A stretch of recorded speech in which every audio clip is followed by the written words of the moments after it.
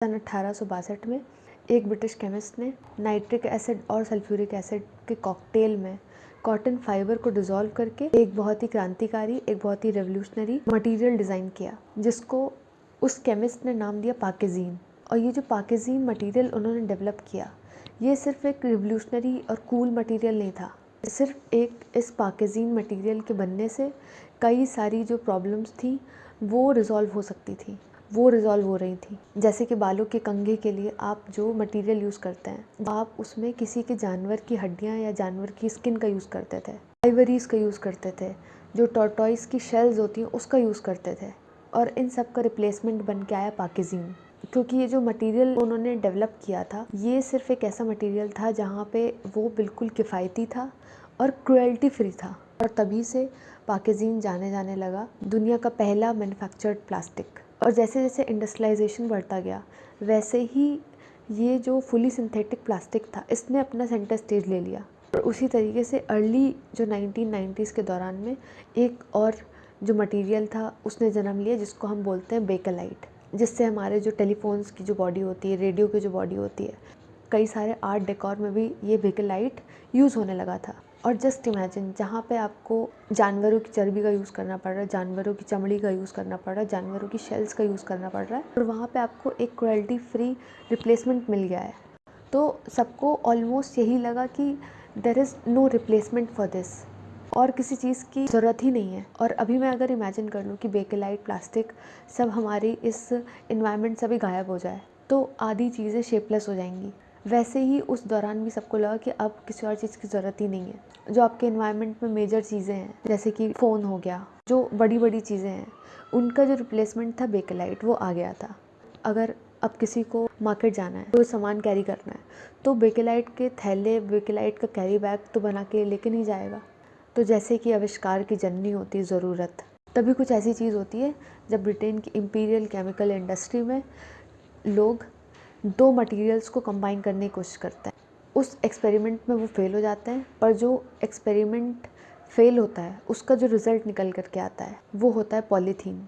और जैसे ही इस वैक्सी चीज़ का एक्सपेरिमेंट उनका फेल होता है, तो वहाँ पे इमर्जेंस हुआ पॉलीथीन का। इस पॉलीथीन ने एक तरीके से इंडस्ट्रीज़ को ट्रांसफॉर्म कर दिया था। ट्रांसफॉर्म इस तरीके से कि आपके कैरी बैग से लेकर के फूड कंटेनर्स तक, फूड कंटेनर्स से लेकर के अगर आपके नी जॉइंट में कोई दिक्कत है, मेडिकल फील्ड तक इस प्लास्टिक का यूज़ होने लगा था। फूड कंटेनर्स से मेडिकल इम्प्लांट्स तक। और धीरे धीरे पूरी दुनिया में इंडस्ट्रियलाइजेशन बढ़ता रहा, ग्लोबलाइजेशन बढ़ता रहा, पॉपुलेशन बढ़ती रही, कंजम्पशन बढ़ता रहा। और जिस चीज़ को एक प्रॉब्लम सॉल्व करने के लिए बनाया गया था, वो खुद में एक बहुत बड़ा मैसिव प्रॉब्लम बन के उभरने लगा। मेजर जो पोल्यूशंस अभी हम देखते हैं अपने आसपास के एनवायरनमेंट में, वो शायद अभी रिसेंट के पोल्यूशंस हैं, कि एयर पोल्यूशन को 10 साल हो गए हैं होते हुए। और यही प्लास्टिक पोल्यूशन सबसे बड़ा मेजर कंट्रीब्यूटर है और अनकंट्रोलेबल है अपने आप में। और इतना बड़ा मेजर कंट्रीब्यूटर है कि दुनिया को अपनी ग्लोबल प्लास्टिक ट्रीटी लानी पड़ रही है, ताकि इस प्लास्टिक पोल्यूशन पे लगाम लग सके। और जितना ये प्लास्टिक प्रोडक्शन बढ़ता रहेगा, उतना ही ये टिकिंग बॉम्ब की तरह एक्ट करता रहेगा अपने प्लैनेट पे। तो एक नंबर की 460 मिलियन टन नंबर है अभी जो करेंटली अपने प्लैनेट में मौजूद है। वो क्वांटिफिकेशन करना काफ़ी मुश्किल है कि 460 मिलियन टन कितना होता है, पर अभी जितना है उसका जस्ट डबल हो जाएगा 2040 तक। वर्स्ट पार्ट ये नहीं है कि डबल हो जाएगा प्लास्टिक, वर्स्ट पार्ट ये है कि जितना भी प्लास्टिक है उसमें से 10% से भी कम ऐसे प्लास्टिक बैग्स हैं जो रिसाइकिल हो सकते हैं। एक प्लास्टिक बैग रिसाइकिल होने में 550 साल लग जाते हैं। और जो 10% से हट के जितना भी प्लास्टिक बैग बचा, वो या तो इम्प्रॉपरली जला दिया जाता है, या तो उसको ऐसे ही डिकम्पोज होने के लिए ऐसे ही छोड़ दिया जाता है, उसको ऐसे ही लैंडफिल बनने के लिए डंप कर दिया जाता है। और सबसे बड़ा डंपिंग ग्राउंड इस प्लास्टिक के लिए है कौन सा? वो हैं वाटर बॉडीज़, वो हैं जो नदियाँ हैं, जो नाले हैं, जो नहरें हैं। वो सब डंपिंग ग्राउंड की तरह एक्ट करती हैं। और क्वांटिफिकेशन में करके बोला जाए तो एक पूरा ट्रक भर के हर मिनट वो ट्रक अपने आप को अनलोड करता है किसी भी एक वाटर बॉडी में, और वही वाटर बॉडी से पानी हमारे घर में डायरेक्टली इनडायरेक्टली करके वो हमारे घर के अंदर आता है। वो क्वांटिफिकेशन है कि अब वही प्लास्टिक ब्रेक डाउन हो करके ओवर टाइम अपनी जगह बना लेता है पीने वाली पानी के अंदर।